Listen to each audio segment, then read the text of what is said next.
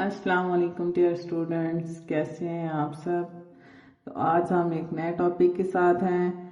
आज का जो टॉपिक है वो है बायोलॉजी का बाकी साइंसेस के साथ क्या रिलेशन होता है। जैसे हमने बताया था कि साइंस से आगे साइंस के डिफरेंट ब्रांचेस हैं, जैसे केमिस्ट्री, फिजिक्स, बायोलॉजी। तो अब हमने ये बताना है कि इन सब का आपस में रिलेशन किस तरह का है। जैसे सबसे पहले है बायोकेमिस्ट्री। तो जिस तरह जो सब्जेक्ट होगा उससे रिलेटेड उसी तरह का इसका रिलेशन होगा। जैसे अब केमिस्ट्री है तो केमिस्ट्री में हम क्या करते हैं, केमिकल फाइंडिंग्स करते हैं, बताते हैं किसी चीज का फार्मूला क्या है, वो किस तरह वर्कआउट करता है।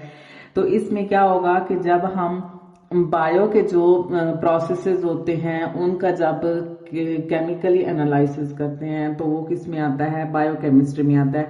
जैसे हम कहते हैं कि कार्बन डाइऑक्साइड और वाटर के मिलने से फोटोसिंथेसिस का अमल होता है, तो हमें किस तरह पता चलता है कि कार्बन डाइऑक्साइड का फार्मूला क्या है, वाटर का फार्मूला क्या है और फोटोसिंथेसिस किस तरह बनता है, तो वो हमें केमिस्ट्री के जरिए ही पता चलता है। तो इसका रिलेशन केमिस्ट्री के साथ किस तरह हुआ कि केमिस्ट्री हमें बताती है कि किसी चीज का अंदरूनी स्ट्रक्चर किस तरह का होगा। उसके बाद है बायोफिजिक्स।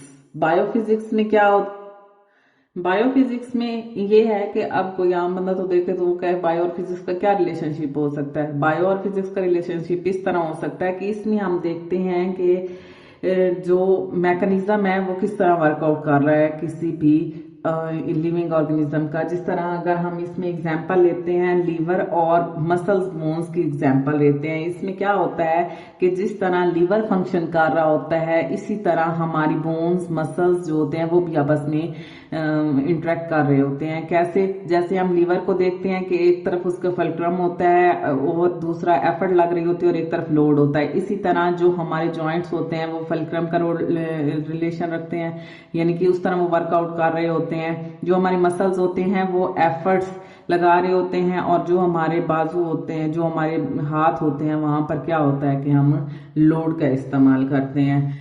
उसके बाद कंप्यूटेशनल बायोलॉजी है, ये कैलकुलेशंस और एनालिसिस के मुतालिक इसमें आता है। इसमें हमने फाइंडिंग करनी होती है मैथमेटिकल रिलेशन इस्तेमाल करके। उसके बाद बायो जियोग्राफी है, जियोग्राफी से रिलेटेड है, तो इसका मतलब है कि हम इसमें देखेंगे कि कौन से लिविंग ऑर्गेनिज्म कौन कहाँ पर मौजूद है, यानी कि कौन से इलाके में मौजूद है, उसका उस इन्वायरमेंट के साथ ताल्लुक किस तरह है, उसमें वहां पे जो क्लाइमेट चेंज हो रही होती है वो किस तरह उस पर इफेक्ट कर रही होती हैं। उसके बाद बायोस्टैटिस्टिक्स है, इसमें हम स्टैट्स के रूल्स इस्तेमाल करके इसमें बायो की जो सर्चिंग होती है, जिस तरह अब अपर क्लासेस में थीसिस का वर्क किया जाता है या सर्च रिलेटेड बेस होता है, उसमें हम किसका इस्तेमाल करते हैं, स्टैट्स के जो रूल्स एंड रेगुलेशंस हैं उनको इस्तेमाल करके फाइंडिंग निकालते हैं।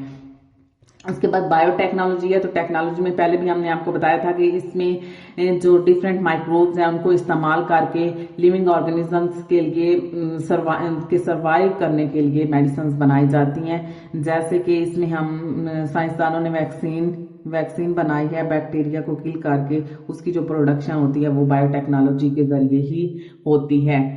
उसके बाद बायो इकोनॉमिक्स है, बायो इकोनॉमिक्स में हम कॉस्ट एंड प्रॉफिट रिलेटेड करते हैं। मसलन अगर कोई चीज न्यू बनी है, जिस तरह अब हमारे पास हाइब्रिड कॉज और बफलोस वगैरह बनी है, तो उसमें हम देखते हैं कि हम जो चीज बना रहे हैं उस पर हमारी इन्वेस्टमेंट कितनी लगेगी, यानी कि हमारा कॉस्ट कितना होगा उस पर, और जो जब न्यू वो बनेगी वैरायटी तो उसमें हमें प्रॉफिट कितना होगा, वो किस तरह हमारे लिए फायदेमंद होगी। उसके बाद हमें ये बताया हुआ है कि बायोलॉजी में हम कौन कौन सी फील्ड में जा सकते हैं। जैसे आप मैट्रिक में तो एज अ सब्जेक्ट आपने रख लिया कि हमने साइंस पढ़ी तो हमने बायो भी साथ में पढ़ रही है। एफएससी में भी चलो प्री मेडिकल में आपने ले लिया एडमिशन तो उसमें आपको बायो लाजमी पढ़नी पड़ेगी।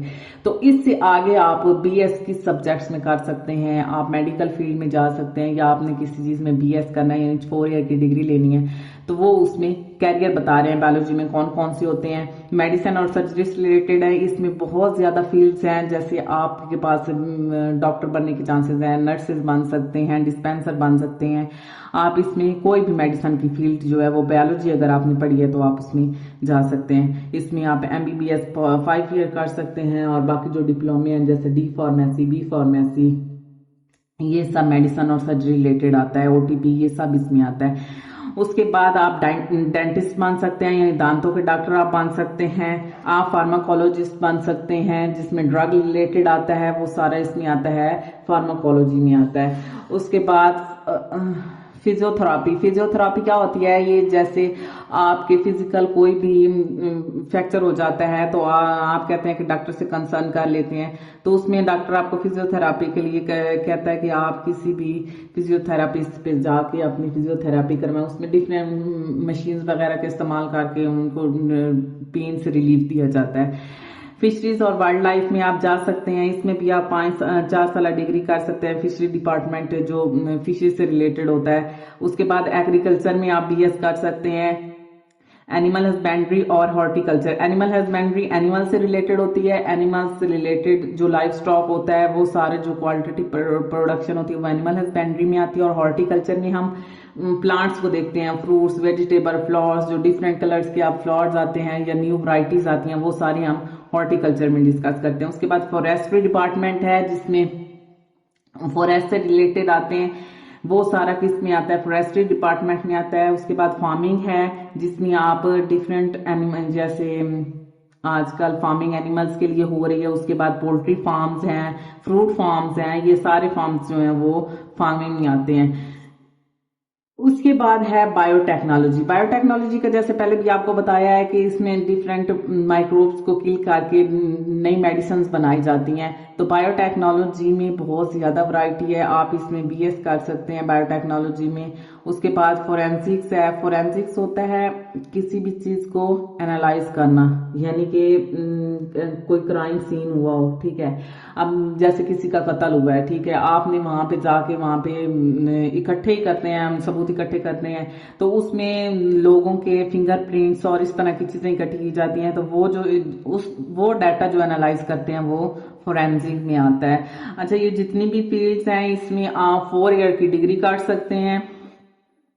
4 ईयर की डिग्री करने के बाद उसके बाद आप किसी भी फील्ड में इसमें जिसमें भी आपने स्पेशलाइजेशन की आप उस फील्ड में जा सकते हैं, आप इसके लिए जॉब्स कर सकते हैं या अपना कोई भी बिजनेस स्टैब्लिश कर सकते हैं, ये फिर आप पे डिपेंड करता है। उसके बाद मजीद कुछ कैरियर अपॉर्चुनिटीज हैं, जैसे कि आप जानवरों के डॉक्टर बन सकते हैं, इन्वायरमेंटल साइंस में जा सकते हैं, माइक्रोबायोलॉजी इसी में आती है, जीन से रिलेटेड इसी में आते हैं। दूसरा, आजकल जो न्यूट्रिशन और डाइटिशियंस का वर्क है वो भी सारा बायोलॉजी वाली ही फील्ड में आता है।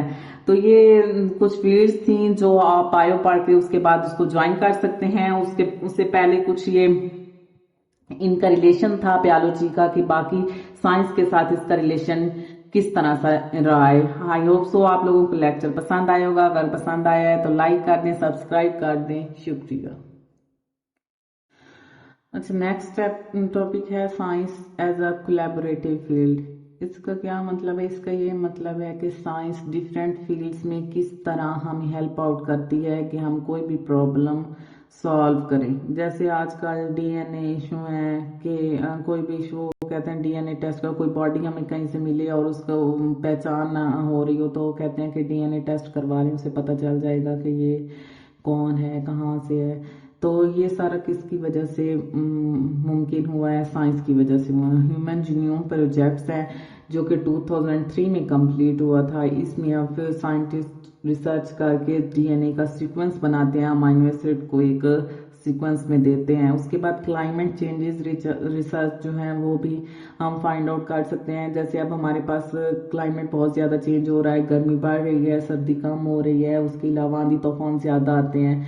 तो साइंटिस्ट क्या करते हैं कि वो इस पे रिसर्च करते हैं कि ऐसा क्यों हो रहा है, उस वजह को ढूंढते हैं और फिर उसे सॉल्व आउट करने की कोशिश करते हैं। जैसे अब कहा जाता है कि आप दरख्त लगाओ, वक्त जगाओ, जितने ज़्यादा दरख्त लगाएंगे उतना ही ज़्यादा आपको फ़ायदा होगा। उसके बाद मेडिकल रिसर्च में जिस तरह अब कैंसर पहले जानलेवा बीमारी थी, अब तो बहुत ज़्यादा क्योरेबल है, तो वो किस वजह से मुमकिन हुई है कि अब उस पर वर्कआउट किया गया, उस पर रिसर्च की गई है कि कैंसर किस वजह से होती है और इसको कंट्रोल किस तरह किया जाता है। तो अब इसको कंट्रोल काफ़ी हद तक कर लिया गया है। उसके बाद एआई जो आर्टिफिशियल इंटेलिजेंसी है ये बहुत ज़्यादा हेल्पफुल होती है हर काम में, एक साइंस में नहीं बल्कि हर काम में हम एआई का बहुत ज़्यादा इस्तेमाल कर रहे हैं। और ये हमें, जैसे अब हमारे पास ऑटोमोबाइल व्हीकल्स आ गए हैं, ये सारी चीज़ों में जो है वो हमें एआई हेल्प आउट कर रही होती है। उसके अलावा स्पेस एक्सप्लोरेशन में बहुत ज़्यादा हेल्प आउट हुई है। पहले चांद पे जाना एक नामुमकिन सी बात लगती थी, अब क्या होता है कि हर दूसरे दिन कोई ना कोई न्यूज़ आई हुई होती है। तो नासा और जो आईएसएस इस तरह की कंपनीज बनाई गई हैं, इसमें क्या करते हैं ऑर्गेनाइजेशन हैं, ये सारी चीज में साइंटिस्ट जो हैं वो रिसर्च करते हैं कि किस तरह हम स्पेस में काम कर सकते हैं। तो ये सारा जो आता है वो साइंस के जरिए मुमकिन है कि ये जो डिफरेंट इतने प्रॉब्लम्स थे वो जो अब हम सॉर्ट आउट कर लेते हैं वो किस तरह करते हैं, वो साइंस के जरिए ही मुमकिन हुआ है। ये ब्रांचेस ऑफ साइंसेज और उनकी कुछ फील्ड्स और ये जो सारे रिलेशनशिप वो हमने आज खत्म कर लिया। उसके बाद हम मजीद जो है आगे साइंटिफिक मेथड करेंगे नेक्स्ट वीडियो में।